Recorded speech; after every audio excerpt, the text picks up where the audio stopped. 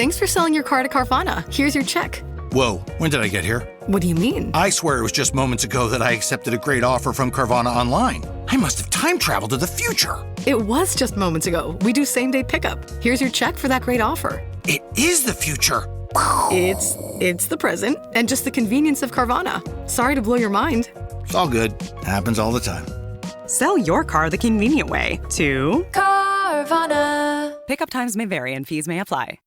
Okay, let's unpack this. Today, we're doing a deep dive into a story that, well, at first glance, you might think it's just for kids. But honestly, it's packed with some surprisingly deep insights. For anyone grappling with courage, persistence, finding your own way. We're talking about Sandy the surfing squirrel of Acorn Bay. And our mission for you listening is to pull out these powerful nuggets of wisdom, these insights, straight from the story itself. It's all tailored for you from the text we've got. Yeah, it's fascinating, isn't it? How a story like this, kind of whimsical, can hold so much wisdom when you actually, look closely. It's a great example of finding real lessons in, well, unexpected places. Totally agree. So let's meet Sandy the squirrel. Now, in Acorn Bay, life for squirrels was, well, pretty much what you'd expect. Sticking to trees, grabbing beach snacks, collecting nuts, hiding from the sun. Standard squirrel stuff. But Sandy, she had this one dream, kind of out there for a squirrel.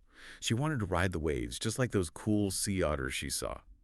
Now, that's definitely going against the grain for a squirrel, wouldn't you say? Oh, absolutely. And that's where it gets really interesting right away, because her big dream bumps right up against this major obstacle for her fear, a really deep fear of water. The story says her tail puffed up at the thought of getting wet, and it makes a point of saying she'd never even touched the water.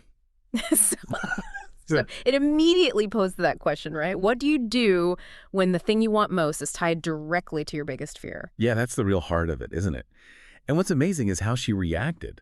Not by giving up, but with this incredible determination and creativity. The story talks about her self-preparation. Every morning, dragging this homemade acorn wood surfboard. I mean, can you picture that? An acorn wood surfboard down to the beach. She didn't just sit there dreaming. She watched the waves crash and curl like salty roller coasters, practiced her balance on sand dunes. She was even reading seagull surfing magazines, trying to learn, and, get this, trying to copy crab yoga poses for balance. It's kind of funny, but also shows real commitment. Right. And if we look at that from, say, a personal growth perspective, this preparation before any mentor shows up, that speaks volumes. It's all about that internal drive, that intrinsic motivation, and deliberate practice. She wasn't waiting for someone to tell her she could do it. Her passion was already firing on all cylinders, driving her to learn. And that level of personal investment, that's often what makes someone ready for guidance. It makes Shelldon showing up feel so right, so earned. Exactly, and Shelldon does show up, this pivotal character, Shelldon, a retired sea turtle. He sees Sandy, sees her struggling, but also her determination. And he says something really insightful. He doesn't just see a squirrel trying something weird. He says, you've got the heart of a wave rider. And then he gives her this gift, a tiny seashell helmet. It feels really symbolic, more than just protective gear. It's like an endorsement. The importance of that mentorship, and specifically that recognition from Shelldon, you really can't overstate it. It's crucial for building courage. He didn't just jump into teaching technique. He saw something in her potential, and he named it. That phrase, you've got the heart of a wave rider, that's powerful validation. It must have given her such a boost right when she needed it. It's about seeing those inherent qualities in someone that maybe they don't fully see in themselves yet. But, it wasn't instant success. Like any real learning journey, it was tough. The story is really clear about that. Learning with Shelldon was full of challenges, but interestingly, it also sounds kind of joyful. They practiced in tide pools, used seaweed as practice waves, caught tiny currents, little steps. And Sandy, she fell a lot. It says she somersaulted, splashed, snorted seawater. You can just picture it, right? But here's the key part for me. It says she giggled. She giggled through the wipeouts. What does that tell us? Oh, that detail, the giggling through the tumbles and tail tangles, that's incredibly telling about resilience, isn't it? It suggests she didn't just see the falling as like a negative thing to get past. It was part of the fun, part of the process itself. Which brings up a really interesting point for all of us. How do we handle setbacks?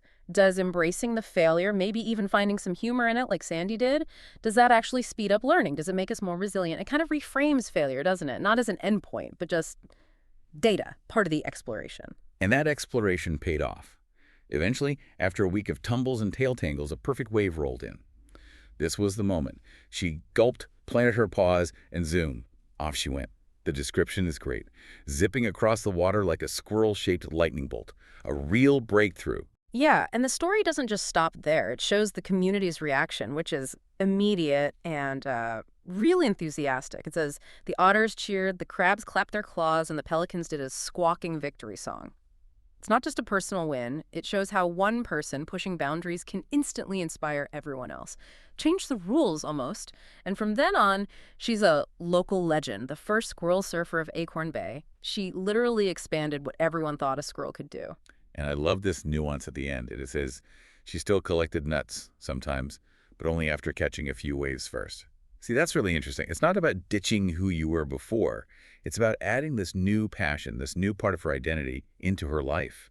She didn't stop being a squirrel. She became a surfing squirrel, integrated it. Exactly. So if we're boiling this down, thinking about the core lessons from Sandy's story for you, the listener, there are a few key things that stand out. First, there's courage. But maybe not just brute force courage. It's like a playful engagement with fear. Think about the crab yoga, the intense prep she did before Shelldon. Second, persistence. And again, it's not just grinding it out. It's that joyful embrace of the learning curve, where the tumbles and tail tangles led to giggles, not giving up. And finally, overcoming fear. It wasn't like a one-and-done battle. It was a journey, fueled by her own massive drive, yes, but also boosted by that perfectly timed support and belief from Shelldon. Right. So what does this whole deep dive into Sandy's little adventure really mean for you?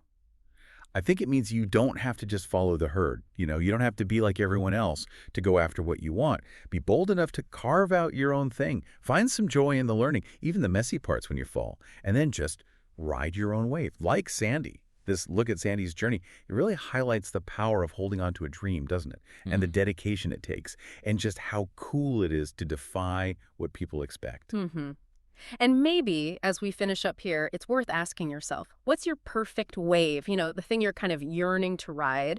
And what are your acornwood surfboards or seashell helmets? What skills or people or even just mindset shifts do you need to help you get there? And maybe the biggest thing, how can you bring a bit more of Sandy's giggles into the mix when you inevitably stumble on your own unique path? Something to think about.